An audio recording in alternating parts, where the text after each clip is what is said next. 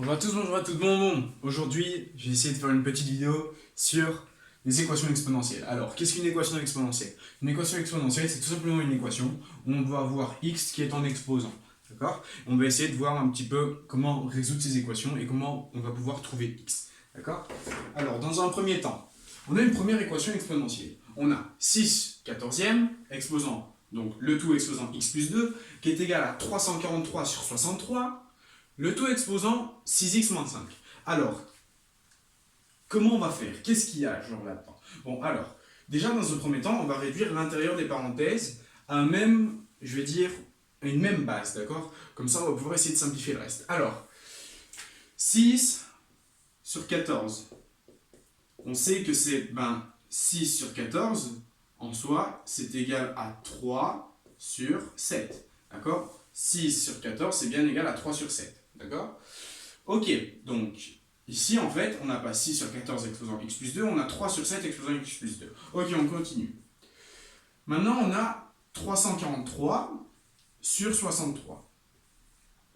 Alors, 343, c'est divisible par 7, ainsi que 63. Alors, si on divise 343 par 7, ça nous fait 49. Et si on divise 63 par 7, ça nous fait 9. Et 49 sur 9, c'est égal à quoi? C'est égal à 7 au carré sur 3 au carré. Et donc 7 au carré sur 3 au carré, c'est égal à 7 tiers, le tout au carré. Et donc on est revenu à la même base. On a bien ici 3 septièmes et là 7 tiers. Ok, mais 7 tiers au carré, qu'est-ce que c'est? 7 tiers en fait. 7 tiers, c'est égal, et donc à l'inverse de 3 septièmes. Du coup, c'est 3 septièmes exposant moins 1.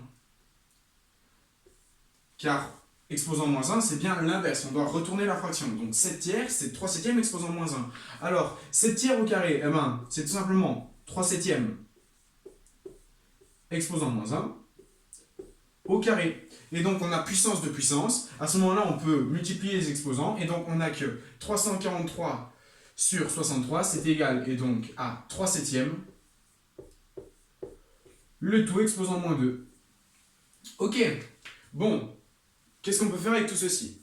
Alors, déjà, on va les réécrire dans nos équations. Donc, ici, 6 quatorzièmes exposant x plus 2. On sait que c'est 3 septièmes exposant x plus 2. Ok?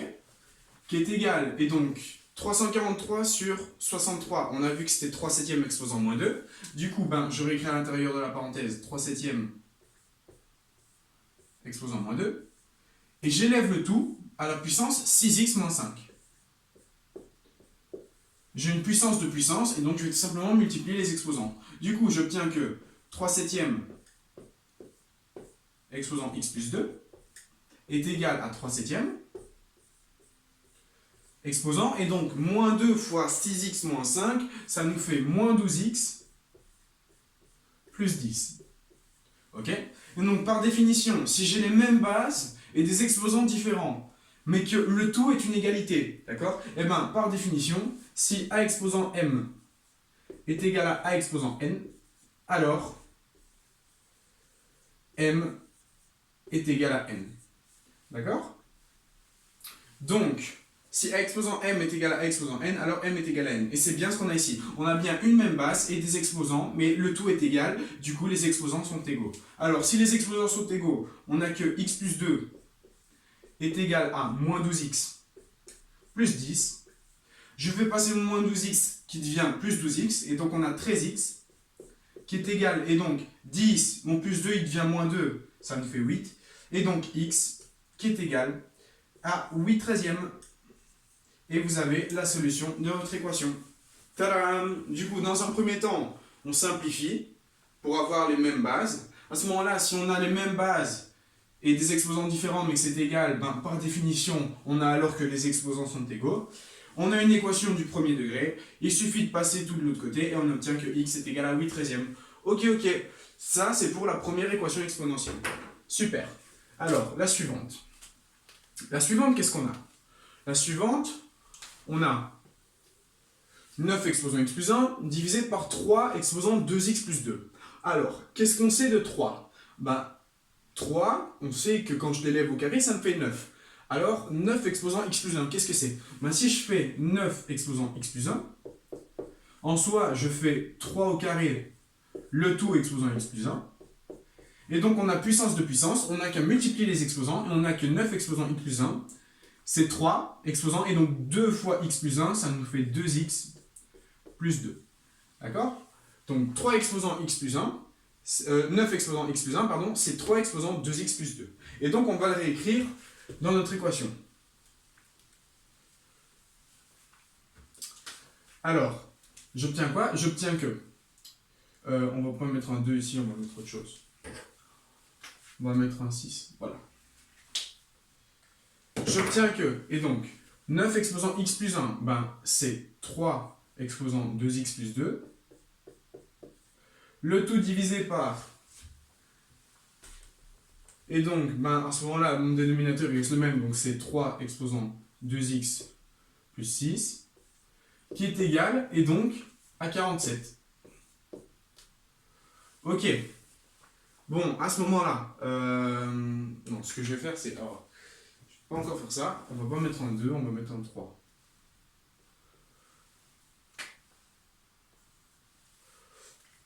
Voilà, on va mettre un 3. Plus simple. Alors, si j'ai 3 exposant 2x plus 2 divisé par 3 exposant 3x plus 6, et que le tout est égal à 47, ben, on a bien quelque chose du type a exposant m divisé par a exposant n, et a exposant m divisé par a exposant n, on a vu que c'était a exposant m moins n. Du coup, on a bien les mêmes bases, on a bien des exposants, d'accord? Et donc, en soi, tout ceci, toute cette partie-ci, c'est égal à 3, et donc exposant 2x plus 2, moins, ouvrez la parenthèse, et donc 3x plus 6. Et donc le tout est égal à 47.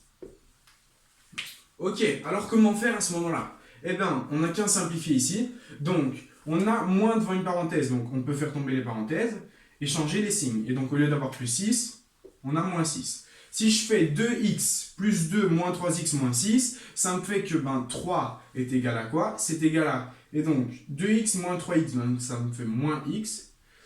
Plus 2 moins 6, ça me fait moins 4. Le tout est égal à 47. Ok? À ce moment-là, qu'est-ce qu'on va faire? On va prendre le logarithme naturel de tout ceci, d'accord? Donc, de 3 exposant moins x moins 4. Et donc, ce sera égal. Donc, si on a pris le logarithme naturel, on a aussi le logarithme naturel ici, de 47. Ok, à ce moment-là, j'ai moins x moins 4. Moins x moins 4, ça peut passer devant. Donc, ce qu'on va faire, c'est que on va mettre en parenthèse, d'accord? Donc, ça devient plus. Et donc, tout ceci, par la règle des logarithmes, ça peut passer devant. Et donc, on a que moins x plus 4, multiplié par le logarithme naturel de 3, est égal au logarithme naturel de 47. Ok. Alors, on va faire de la place ici.